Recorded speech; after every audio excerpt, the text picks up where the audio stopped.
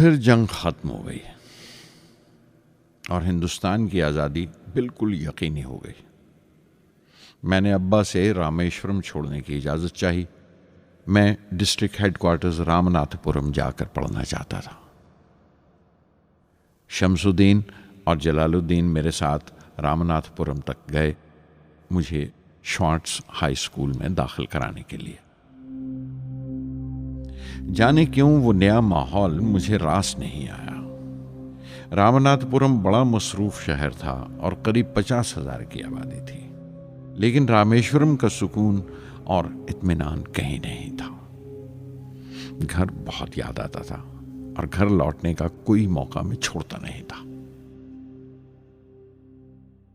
Schwarz high school में दाखिल होने के बाद एक 15 साल लड़के के तमाम शौक जो हो सकते थे मेरे अंदर जाग उठे।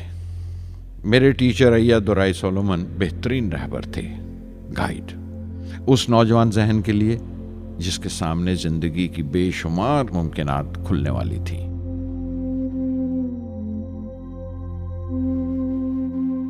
रामनाथपुरम के उस अरसा क़याम में उनसे मेरा रिश्ता उस्ताद शागिर्द या गुरु शिष्य से भी आगे निकल गया।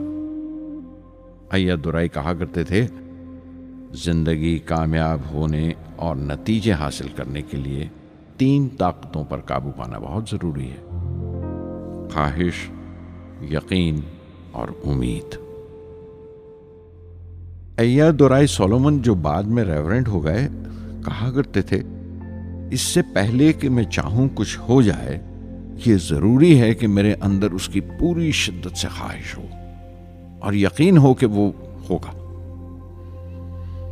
मैं अपनी जिंदगी से अगर मिसाल दूं तो मुझे बचपन से ही आसमान के इसरार और परिंदों की परवाज हमेशा हैरान करती थी, फैसिनेट करती थी। समंदर में कूंजों और बगलों को ऊंची उड़ाने लगाते देखता था तो उड़ने को जी करता था।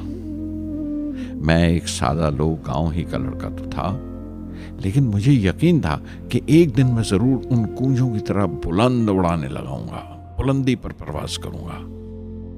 और हकीकत यह है कि रामेश्वरम से उड़ने वाला मैं पहला लड़का था।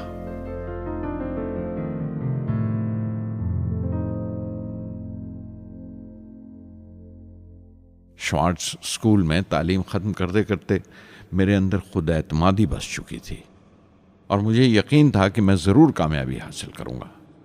मैं तालीम आगे जारी रखूंगा, उसमें कोई दूसरा ख्याल नहीं था। सन 1950 में मैं इंटरमीडिएट पढ़ने के लिए सेंट जोसेफ कॉलेज ट्रिची में दाखिल हो गया। जब बीएससी डिग्री के लिए मैंने सेंट जोसेफ कॉलेज में दाखिला लिया तो हायर एजुकेशन के माने सिर्फ इतने ही जानता था। ये नहीं जानता था कि हायर एजुकेशन के लिए कुछ और भी हो सकता है। न ये जानता था कि साइंस पढ़ के फ्यूचर के लिए और क्या मौके हासिल हो सकते हैं। बीएससी पास करने के बाद ही जान पाया कि फिजिक्स मेरा सब्जेक्ट नहीं था। अपने ख्वाब को पूरा करने के लिए मुझे इंजीनियरिंग में जाना चाहिए था। पता नहीं क्यों कुछ लोगों का ऐसा ख्याल है कि साइंस आदमी को खुदा से मुनकर कर देती है, लेकिन मेरे लिए तो साइंस एतमाद, विश्वास और रूहानी तस्कीन की वजह रही है। किसी तरह मैं MIT यानी मद्रास इंस्टीट्यूट ऑफ टेक्नोलॉजी के उम्मीदवारों की लिस्ट में तो आ गया, लेकिन उसका दाखला बहुत महंगा था।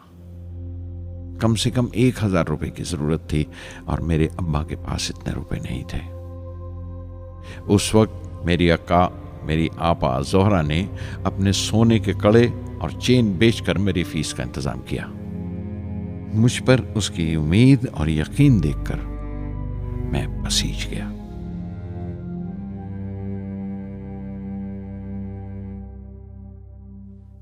MIT में सबसे ज्यादा मजा आया। वहां 2 हवाई जहाज रखे देखकर जो उड़ान से बरी कर दिए गए थे, मुझे उनकी तरफ एक अजीब सा खिंचाव महसूस होता था। और जब सब लड़के हॉस्टल लौट जाते थे, मैं कई कई घंटे उनके पास बैठा रहता था। फर्स्ट ईयर मुकम्मल करने के बाद जब मुझे अपने ज़्यादा खुसूसी मजमून चुनना थे, यानी अपनी स्पेशल ब्रांच का चुनाव करना था, तो मैंने फॉरेन एरोनॉटिकल इंजीनियरिंग का चुनाव कर लिया।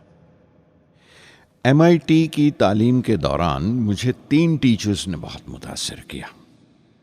Professor Sponder, professor KAV Pandley, professor Narasimha Rao. Professor Sponder technical aerodynamics सिखाते थे। एरोनॉटिकल इंजीनियरिंग में दाखिले से पहले मैंने उनसे सलाह ली थी।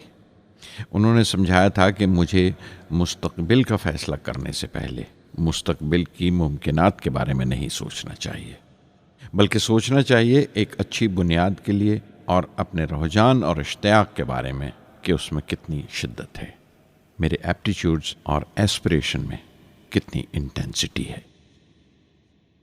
मैं खुद भी होने वाले इंजीनियरिंग स्टूडेंट्स से कहना चाहता हूँ कि जब वो अपना स्पेशलाइजेशन का चुनाव करें तो ये देखें कि उनमें कितना शौक़ है, कितना उत्साह है और लगन है उस शोबे में जाने के लिए। प्रोफेसर KAV पंडले ने मुझे एरोस्ट्रक्चर डिज़ाइन सिखाया और उसका तज्जिया भी, विश्लेषण, एनालिसिस भी। वो बड़े खुशदिल और दोस्त टीचर थे और हर साल कोई ना कोई नया तरीका, नया नज़रिया लेकर आते थे कोर्स में। प्रोफेसर नरसिंह राव मैथमेटिशियन थे। वो एरोडायनेमिक्स की थ्योरी सिखाया करते थे। उनकी क्लास में दाखिल होकर मुझे मैथमेटिकल फिज़िक्स बाकी तमाम सब्जेक्ट्स से ज़्यादा अच्छा लगने लगा। साध संगी हरि हरि नाम चित्तारा चित्तारा, साध संगी हरि हरि नाम चित्तारा, सहज अनंतु होवे दिनु राति, अंकुर भलो हमारा, साध संगी साध संगी।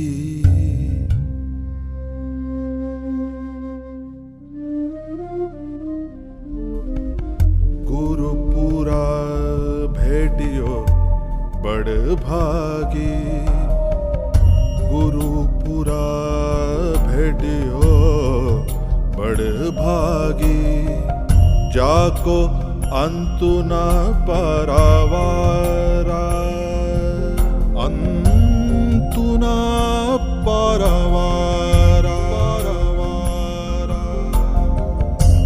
नानक सरनी कही स्वामी की, पुनः पुनः नमस्कार, साध संगी साध संगी।